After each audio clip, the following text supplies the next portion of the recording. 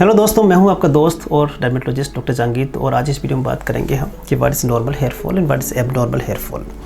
Hair fall एक stage तक हम सोचते हैं कि ठीक है, इतना होना चाहिए, लेकिन कभी कभी ज़्यादा चिंता होती है कि डॉक्टर मुझे बहुत ज़्यादा हेयर फॉल हो रहा है, और उसको लेकर फिर हमारे पास में कुछ जो है क्वेश्चंस लेके आते हैं हमारे पास पेशेंट्स। तो हमें ये पता होना चाहिए कि कौन कौन सा नॉर्मल हेयर फॉल होता है और कौन सा एबनॉर्मल हेयर फॉल होता है। देखिए, इन जनरल क्या होता है कि जो हमारा हेयर होता है वो एक अलग अलग स्टेजेस के अंदर होता है। ये जो फोटोग्राफ देख पा रहे हैं बेसिकली इसके अंदर, इसको बोलते हैं हम हेयर साइकिल बोलते हैं। और मोस्ट ऑफ जो हेयर होते हैं वो ग्रोइंग स्टेज में होते हैं, इसको बोलते हैं हम एनाजन फेज। 90% जो हमारे हेयर होते हैं वो बेसिकली आपके ग्रोइंग स्टेज के अंदर होते हैं। और उसके बाद में आपका हेयर होता है वो कुछ आपकी एक्टिविटी हेयर की बिल्कुल स्टॉप हो जाती है, उसको बोलते हैं कैटाजन। और उसके बाद में क्या होता है कि आपका हेयर वो फॉल हो जाता है, तो उसको बोलते हैं हम टीलोजर हेयर बोलते हैं। टीलोजर हेयर मतलब कि आपका फॉलिंग स्टेज वाला हेयर। ओके। और मोस्ट ऑफ टाइम क्या होता है कि रफली 5 to 10,000 हेयर होते हैं वो फॉलिंग स्टेज के अंदर होते हैं हमारे स्काल्प के ऊपर, और उनमें से 1% हेयर रोज आपके गिरते हैं कि रफली मान के चलिए कि 100 हेयर फॉल तक आपका नॉर्मल हो सकता है। तो जब तक आपका 100 हेयर फॉल होता है ना, तब तक आपको चिंता करने की कोई ज़रूरत नहीं है। अपना अच्छा डाइट रखिए, अपना लाइफ स्टाइल रखिए, आपका हेयर लॉस ज़्यादा नहीं होने वाला, क्योंकि उसकी जगह वापस बाल आ चुका होता है।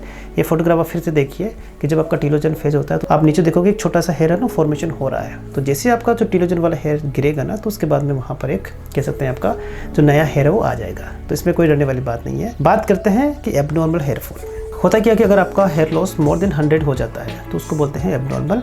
और वो किसी वजह से हो सकता है कुछ हार्मोन्स की वजह से हो सकता है स्ट्रेस वजह से हो, डेफिशिएंसी भी आपका हेयर लॉस कर सकती है, कुछ हार्मोनल इश्यूज़ भी हो सकते हैं, या फिर कोई हेयर का डिजीज़ भी हो सकता है, कुछ मेडिसिन्स भी आपका हेयर लॉस ज़्यादा कर सकती है। ओके।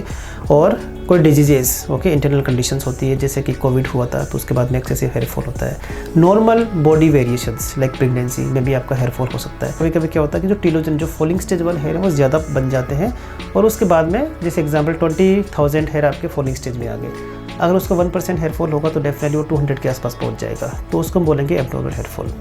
तो कभी कभी हमारा एबनॉर्मल हेयर फॉल का हमें ट्रीटमेंट लेना पड़ सकता है, या कभी कभी एबनॉर्मल हेयर फॉल कुछ टेम्परेरी होता है तो उसका कोई ट्रीटमेंट लेने की ज़रूरत नहीं है, और उसमें आपके बाल वापस आ जाते हैं। कभी कभी क्या होता है कि हमारे पास में एक्सेसिव हेयर फॉल लेके आता है कि डॉक्टर मेरा नॉर्मल से ज़्यादा हेयर फॉल हो रहा है।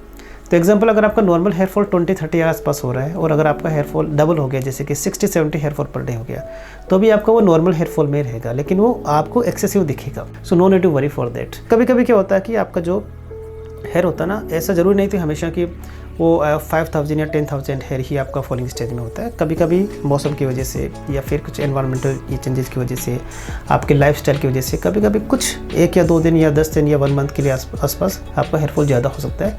तो अगर आपका नॉर्मल हेयर फॉल हो रहा है, लेस देन 100 हो रहा है, तो उसमें कोई डरने वाली बात नहीं है। You just maintain your normal lifestyle, right. अब बात करते हैं एक और कि डॉक्टर, मैं जब शैम्पू करती हूँ तो मुझे लगता है कि मेरा हेयर फॉल ज़्यादा हो रहा है। ये मोस्ट ऑफ टाइम फीमेल्स का जो है वो क्वेश्चन रहता है। तो क्या शैम्पू करने से ज़्यादा हेयर फॉल हो सकता है? देखिए, होता क्या है कि जब आपका जो टीलोजन हेयर होता है वो बेसिकली स्किन के अपर लेयर में हल्का सा अटका हुआ होता है। तो अगर आपने अच्छे से स्किन को क्लीन किया है तो उससे क्या होता है कि आपके स्किन का जो एपिडर्मिस वाला पार्ट है थोड़ा सा हल्का सा लूज हो जाता है, और उसके बाद में जो हेयर है वो आराम से गिर जाता है। तो नेक्स्ट 2 to 3 डेज़ के आपको जो हेयर होते हैं वो एकदम से हेयर फॉल हो जाता है, और आपको लगता है कि शैम्पू की वजह से मेरा हेयर फॉल ज़्यादा हो रहा है।